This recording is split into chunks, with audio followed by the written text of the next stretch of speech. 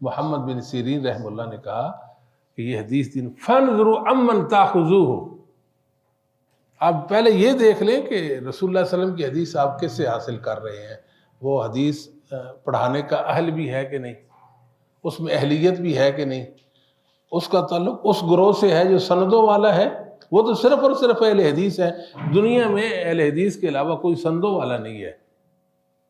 ایک صاحب میرے پاس آتے تھے، بزرگ تھے، وہ بریلی مکتب سے ان کا تعلق تھا، تو وہ کہتے تھے کہ مجھے آپ یہ کتاب پڑھا دیں۔ بڑے مہذب سے تھے وہ، اچھی گفتگو اور خوبصورت کلام کرتے تھے، تو جب وہ آتے میرے پاس پڑھنے کے لیے کچھ میرے کھانے پینے کا بھی وہ سامان کر دیتے تھے، کہتے ہیں کہ آپ سے محبت ہے تو میں محبت کا اظہار کرتا ہوں۔ تو میں ان کو جب پڑھا رہا ہوتا کبھی میں پوچھتا کہ آپ اپنے علماء سے کیوں نہیں پڑھتے؟ وہ کہتے ہیں کہ آپ اہل حدیث ہیں نا، حدیث اہل حدیث سے پڑھنی چاہیے، آپ اہل حدیث ہیں، حدیث اہل حدیث سے پڑھنی چاہیے۔ یہ اہل حدیث کا امتیاز ہے اللہ کے فضل و کرم سے۔ یہ جو دنیا میں اب لوگ حدیث کی تحقیقات پیش کر رہے ہیں، منکرین حدیث بھی حدیثوں پر بات کرتے ہیں، ملحدین بھی، زندیق بھی، گمراہ لوگ بھی، جاہل لوگ بھی،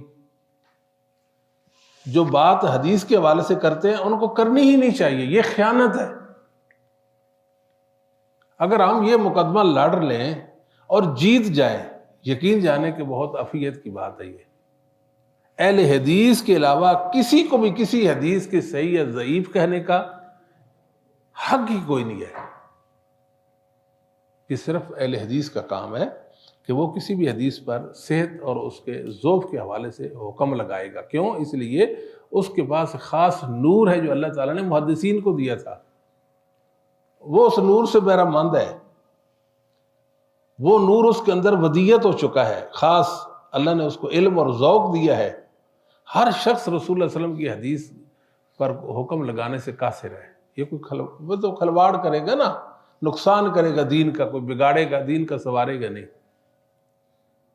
اور دوسری بات، راویوں پر کلام کرنے کا حق بھی ان کو ہے جو محدثین کے وارث ہیں، جو محدثین سے جن کا کوئی علاقہ واسطہ نہیں ہے، ان کو کسی بھی راوی کے حوالے سے بات کرنے کا اختیار ہی نہیں۔ ٹھیک ہے، وہ دین کا نقصان کرتے ہیں، ان کے اندر خواہشات کی پیروی ہے، خواہشات نفس میں وہ کیا کرتے ہیں؟ وہ راویوں کے بارے میں غلط رائے قائم کرتے ہیں۔ محدثین نے جو روات حدیث کے حوالے سے، رجال حدیث کے حوالے سے جو شہادت دی ہے، اس شہادت میں وہ خیانت کرتے ہیں۔ علامہ تمنا مادی ہیں، مشہور منکر حدیث، آپ نے نام سنا ہوگا۔ ان کا جو انداز عام منکرین حدیث سے ہٹ کر ہے۔ منکرین حدیث کیا کرتے ہیں؟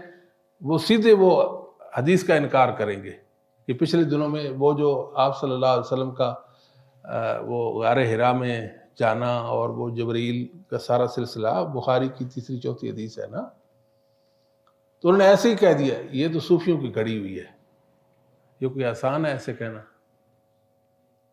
یہ صوفیوں کی گھڑی ہوئی ہے، بخاری کی حدیث ہے، مسلم کی حدیث ہے، متفق علیہ حدیث، پوری امت 1400 سال تک اس کو دین سمجھتی رہ گئی۔